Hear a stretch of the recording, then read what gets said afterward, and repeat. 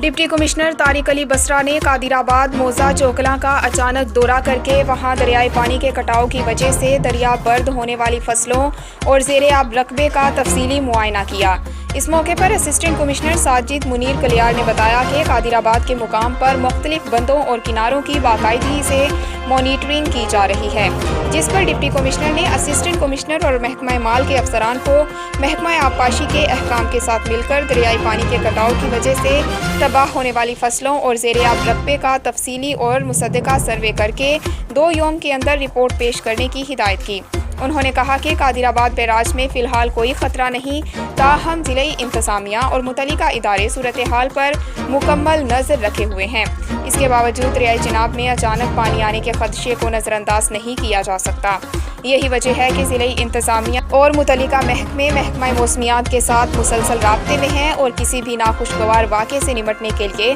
ہمہ وقت الرٹ ہیں۔ انہوں نے اس بات کا اعادہ کیا کہ دریائے پانی کے کٹاؤ کی وجہ سے متاثرہ دیہی علاقوں کے عوام کے نقصانات کا جلد از جلد ازالہ کرنے کے لیے ہر ممکن اقدامات کیے جائیں گے۔